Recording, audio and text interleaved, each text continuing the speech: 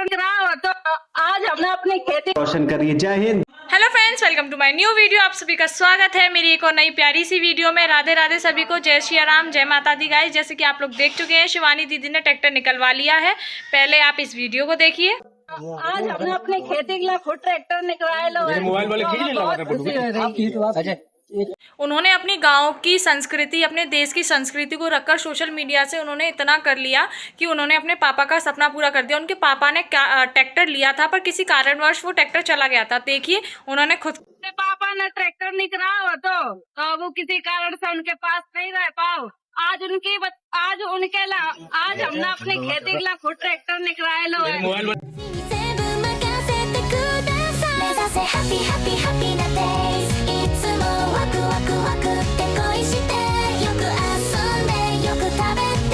जैसा कि आप जानते हैं, सन 2026 में शिवानी दीदी के खिलाफ कितनी कंट्रोवर्सी हुई थी, फिर भी शिवानी दीदी ने अपनी हार नहीं मानी, ना कभी किसी के खिलाफ बुराई किया, ना कुछ किया। उन्होंने अपने ब्लॉग्स हमेशा अच्छे बनाए हैं, सारी चीज़ें की हैं। जो मोटू भैया हैं, जो ट्रैक्टर चलाते हैं, आप जानते ही हैं उन्हें, वो अपना भाई मानती थी। सारी काम उन्हें मिठाई खिलाती थी। जब भी मिठाई आती थी, लोग उनसे मिलने आते थे तो वो उनके घर मिठाई खाने आ जाते थे। पहले वो उनके घर ही रहते थे, आप लोगों ने उनके ब्लॉग में देखा होगा। पर उन लोगों ने उनके शिवानी दीदी के खिलाफ इतनी सारी कॉन्ट्रोवर्सी की है, और फिर भी शिवानी दीदी कभी पीछे नहीं रही, क्योंकि जो अच्छा इंसान होता है वो कभी पीछे नहीं रहता। भगवान भी उसका सपोर्ट करता है।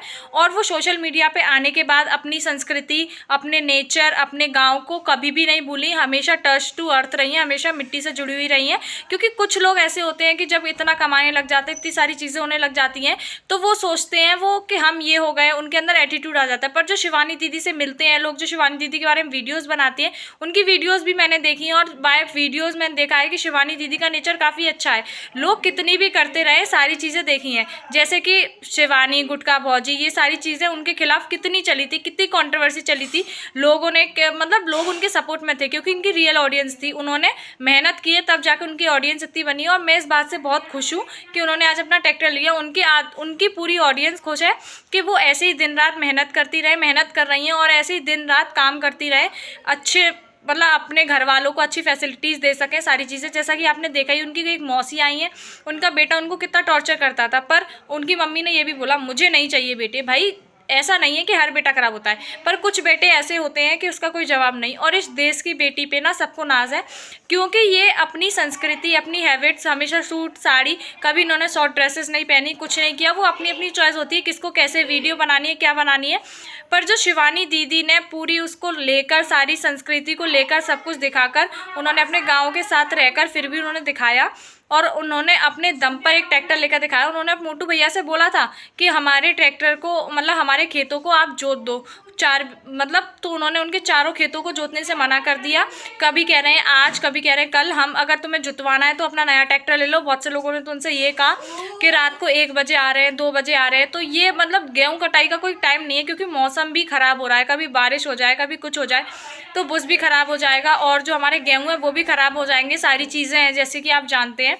तो उन्होंने अपना खुद का ट्रैक्टर लिया। वो बता रही थी कि अभी बहुत से लोग, उन्होंने कमेंट पढ़ा था कि ईशू के नाम पे, दीदी आप, शिवानी दीदी, ईशू के नाम पर आप ट्रैक्टर निकलवा दो। तो उन्होंने बोला कि जो ईशू है अभी 18 ईयर्स का नहीं हुआ, मतलब 18 साल का पूरा नहीं हुआ, इसलिए उसके नाम पर अभी ट्रैक्टर नहीं निकल सकता। तो इसलिए उन्होंने सुमन दीदी के नाम पर ट्रैक्टर निकाला है, क्योंकि वो सुमन दीदी की मतलब खेती सारी कर रहे हैं, तो उन्होंने सुमन दीदी के नाम पे निकाला है।